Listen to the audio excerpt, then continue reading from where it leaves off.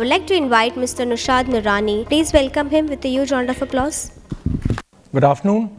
So I was requested to speak on this topic, which perhaps a couple of years back, or maybe 7-8 years back, may have been a myth, or may have been an objection or a difficulty or a challenge that some of us may have faced when we are asked, how do we strike balance between automation and what the digital transformation brings in and personalization?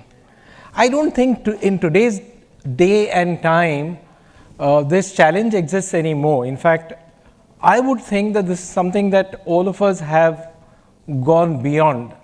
Let me make it very easy for you. If I was to request all of us to visualize for a minute that we as business professionals are asked by our organization that we have a product to launch, an entire product range to launch, and the sales force that we have is dispersed across a variety of different geographies. They come from different diverse backgrounds, and their proficiency levels in terms of knowledge of the product and knowledge of how to engage with the customers and end users is at very different proficiency levels. And their career aspirations are also different. So what's the challenge right now? You have a geographically dispersed sales force, which is very diverse in nature, it's heterogeneous. And before the product launch, you've been asked to make sure that they are completely capable in terms of both knowledge of the product, their ability to answer queries, technical queries about various aspects of the product, and their capabilities in terms of engaging with the customers and the end users is also top-notch. How would you overcome this challenge in today's times? You would say, I have got digital technology at my disposal, which will allow me to use scale, which will allow me to be super efficient in terms of reach. And at the back end, you would say, I've got data analytics to support me in terms of learning preferences, proficiency levels, the ability to scale up, and at the same time be able to understand what really excites this particular individual n is equal to 1 learner. So you have technology at your disposal, and that's not a challenge. And yet at the same time you would ask, but one second, hold on. We are human beings and we are social beings. And human beings need other human beings. So how do we get that personal connect back in? And that's where you would say, technical knowledge, technical know-how is something perhaps you would like to use technology to impart and engage with the audience. But when it comes to customer engagement, through role plays, through connects, through a variety of scenario-based learning, you would prefer in-person training programs that could be done by trainers who fan out across the country or across the various geographies that you go in and engage with the audiences. So what are you trying to do in this scenario? You are saying, let's balance and bring out the strengths of both. You are leveraging efficiency and scale and cost economies by bringing in technology to your advantage, the ability to use data analytics, to use all sorts of formats, and yet at the same time you would say, to get that social connect in, to get that personalized connect with a human being, you would have in-person training programs as well. So I'll use a couple of slides just to make sure that we bring home the point. My request to all of you would be, just keep this scenario in mind, a business outcome that you want, and let's see what each of these aspects on the slides throw up. At any point of time, if you want to pause and ask a question, please do so. I know we have only 15 minutes, so I'll try to make it as snappy as ever. I wish there was a projector or something over there, because one of the bad things to do in public speaking is to turn your back towards the audience. But please allow me. Oh, we have one in the front. Thanks so much. Oh, lovely. This is helpful. So what do we have? We spoke about flexibility. Technology enables that. Scalability also we spoke about. Now, If you were to have too much of automation, you might say it gets depersonalized. For example, whenever I use one of the food service delivery apps and I have an issue, it just takes me into a loop where I feel that I'm just discussing with a chatbot, but I'm not getting a resolution. It just takes you again and again into a loop, but you don't want that level of depersonalization. At the same time, you don't want so much of personalization kicking in where it becomes insurmountable. All right. So all of us have heard that LMS alone will not work. All of us know, and there are so many stalls out there which speak about the merits of having a learning experience platform which sort of brings in the best to you. And you would want to make sure that at the same time you have a strong digital content library, or at least a host of different libraries for different audiences. But now you have AI curated experiences as well. And many a times we are given this example ad nauseum that be the Netflix of learning. Netflix can recommend a lot of courses and recommend a lot of, your AI enabled LXP will recommend a lot of courses to the learner, but the learner will say, let me choose, so I have a choice. Interestingly, for today's talk as well, we may have the knowledge and the experience, but you're not everywhere, and you're not going to do suddenly a best practices survey. So what comes to your aid? DeepSeek is there, Perplexity is there, ChatGPT is there. You ask them specific, sharp prompts, you get very good responses. Then you fine-tune your speaker notes, send it to DeepSeek again saying, I want an outline which is very crisp, not exceeding 10 slides, send it to Gamma, and Gamma sends you all the PowerPoints. That's a confession of a speaker in front of you. So you have skills analysis being done, recommendations come in, and a personalized experience is delivered.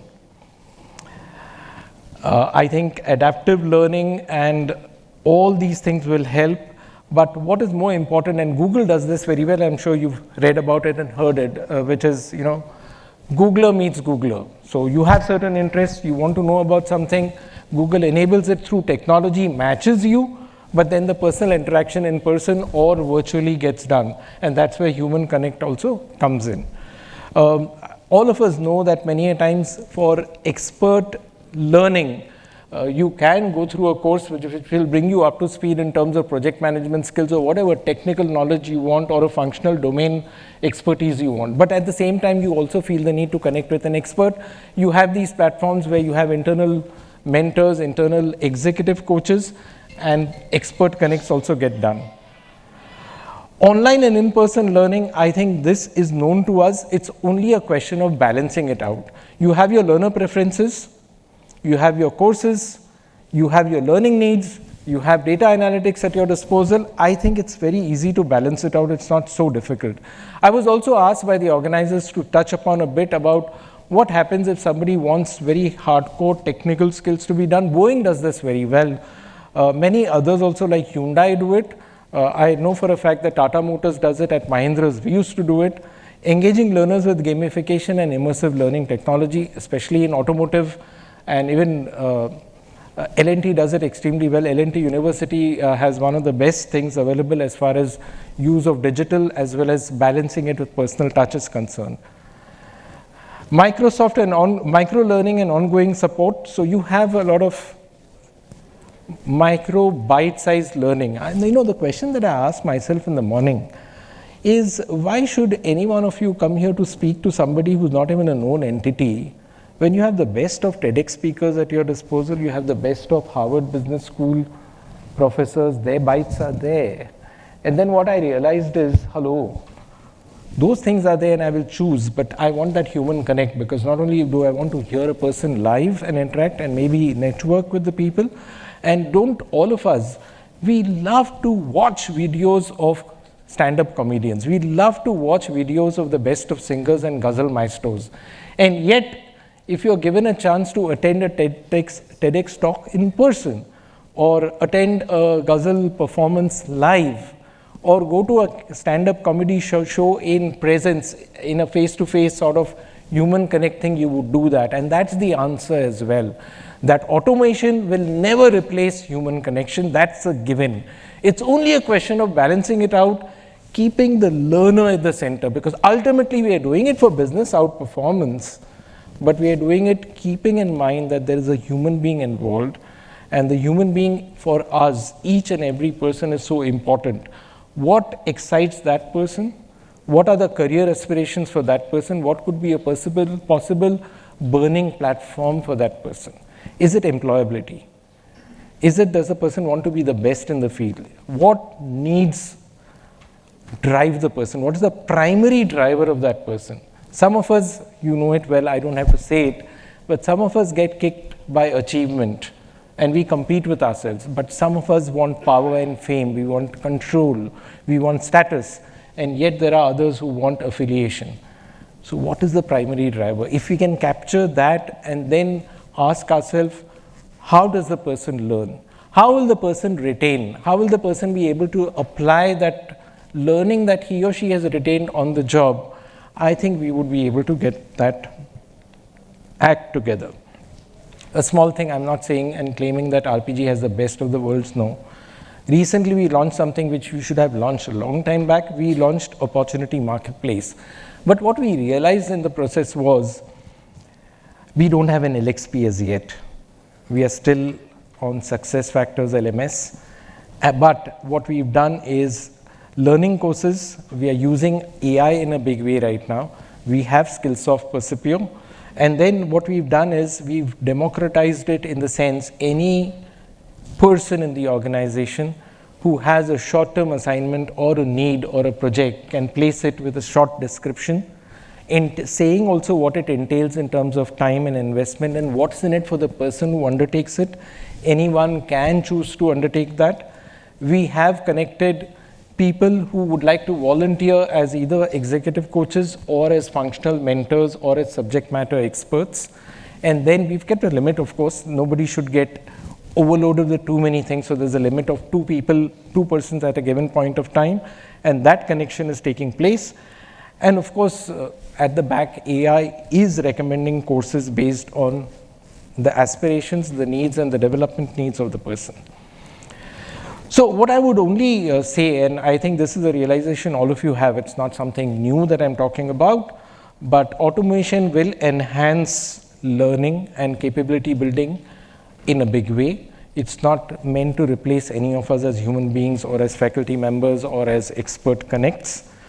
But how we blend it along with everything that the latest is on offer by way of digital technology is up to us. My request to myself and my team members and to all of us would be, let's experiment, let's learn in the process. There'll be a rapid prototyping also that will take place, and we'll all learn together. I think it's not a big challenge, but if you have a different opinion, please let me know. I love dissent and I love challenging views. Thank you so much. Afreen, has that been okay in terms of timing? Sure, thanks. Do we have time for Q&A or should I park myself in the audience? One quick. Only one question. Dil tod diya mera. Yes, ma'am. Pose an easy one, huh? Don't Yeah, make it's a life very difficult easy for one. me. I think I started the morning with the deep same seek question. I don't have deep No, seek no, at it's my very disposal. easy. It's easy. So I started the morning with the same question, okay, the human element, okay, where you're talking in terms of balancing out. My fear goes into the youngsters who get into a lot of skill training, which is more into automized training and very less of human intervention there. Okay, so my thing is that, you know, how it's going to affect the future generation, where there's not much human intervention there. You're talking in terms of balanced training, I agree. At certain levels, you know, I feel the entry levels, and there you would find less of intervention, maybe over a period Let of me time. ask you a question. Yeah. Do you think during the course of human history in the last 10,000 years, or last 2,000 years, or the last 200 years, has the core of what it means to a human being, has that changed? No. Has ocean remained ocean and canoe has remained canoe? Yeah. I'm talking about the five Yeah. weights, right? Yeah. Physiological, social, emotional, psychological, human needs to the core have never changed. They will not change. So we may go through a thesis and an antithesis, and the pendulum will swing. But why are you talking only, or why am I talking only about the generation that is there because of the gen divide that we perceive? I was looking at the audience when I walked in 1 hour back. Can I be a little impetuous? Yeah, sure. 1/3 of the audience was stuck on their mobile phones and not listening to the speaker. What are we talking about? Yeah. Right? So my challenge as a learner myself, and as a human being, and as a immediate relative of my family members, is when I walk into a restaurant saying, family time, let's have lunch together as a family. What's the point if we're all stuck on our phones? And you walk into a restaurant today and ask yourself honestly, how many people are actually engaging with a person, looking into the eyes of a person and speaking to a person and listening, rather than being stuck on their phone. So I don't think the challenge is going to be that. For me, the bigger pain and the pet peeve is Solomon will do a training program, or Skill Caravan outside will do some blended learning automated thing, and many others will do something. Is the learner asked to keep his or her mobile and all gadgets away? We don't do that discipline, and that's, I think, is the bane. I don't think that danger exists, I'm not denying it. And we'll come out of it also, because you've seen this happening. Look at politics, I don't want to get into that, but from one end of the spectrum, we swung to the other end, and we'll come back again. That will continue. In my mind, that's not the danger. In my mind, what the danger is that we are simply not being focused and attentive and doing deep learning or deep thinking or deep conversations. You know, when I first heard the word, let's have authentic conversations, my question was, what bullshit is that? You mean to say, so far what I was conversing with you was what? A bunch of lies? And we keep on inventing terms. Let's have deep learning, then deep seek, and then deep stuff. Cuts the clutter. That's a pain. We'll never get to learn with each other.